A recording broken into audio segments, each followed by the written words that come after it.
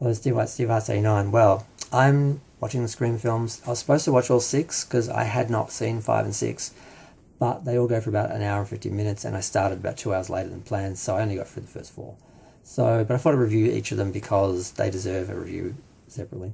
Um, Now, this film came from the same company and everything. It came a decade later, so because the first three films came almost year to year, like there was the second film was a year after the first film, and I think the third film was 2 years later, 2 years and like 2 months. Um, and it was planned as a trilogy, and it was a big event. Each of these films were an event. We were so into them. Everyone was watching them. Everyone saw them. It was just a great time to be a horror fan. I'm so glad I saw them in the original run and had no idea what was going to happen in each film and everything. Watching them back now, the first two films I totally remembered everything about, or everything about the first film, a lot about the second film. Not as much about the third film. I actually couldn't remember who the killer was. So it was a nice surprise. At least one of the films surprised me because I remembered who the killers were in the first two films. Now, this fourth film, saw it once in the cinema, never saw it again.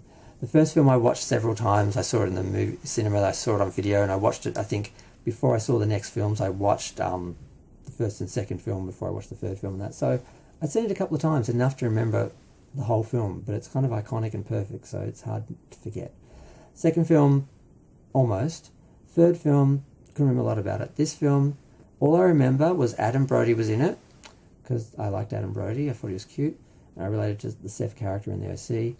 And he was a cop, and that's all I remembered. That's absolutely all I remembered about the film. So I thought, well, it's like seeing a new film again. So, yeah, this film is set 10 years after the original killings. Sydney is writing a book about being a survivor, and my phone just went dead. Okay, good thing I remember the budget. It was made on 40 million, just like the last film, which is pretty decent to make a sequel for the same amount of money as the film before. The budget didn't go up. But the box office went down. It only made about 90 million, 90 something million. So the other films had made 170, 170, 160. So there was a bit of a drop off, which you can kind of understand because a decade had passed, things had cooled. It had a legacy, it had, its own legend, but the momentum from the first three films had gone, and there'd been a lot of films since that were made in the shadow of Scream with the same self-referential, self-conscious, fourth wall breaking or bending sort of medium budget sort of quality sort of horror films. So the well had been gone to a few times, but this was Scream, and it had all the actors back. Everyone came back. Basically, there's a new bunch of kids, like Emma Roberts. I'm not a huge fan. I feel bad because I love Julia Roberts and they're related, but I don't think she's that great. I don't know why she's such a star and everyone loves her. I know she's in Scream Queens, but she seemed to be someone before then. I'm not sure how it happened. But she's in it, so there's a new girls, and they're sort of being stalked, and Sydney's being stalked, and someone's back, and it's like, okay, who's the killer this time? It's another mystery, and same formula as other films where the characters, the victims survive, and continue on in the films, but it's a new killer each time, and you got to work out who it is. So this one, it turns out one of the victims is planning all this because they want attention. They want to be famous, and they've planned it so. I guess the first guys planned it that way as well. They've planned it where they end up being the sole survivor, they get all the attention, and they're actually the killer. And they nearly succeed. There's a couple of moments that are a bit... No, it all works out. Like there are police who are supposed to be guarding them, but they get lured away, so then, if things can happen without any intervention.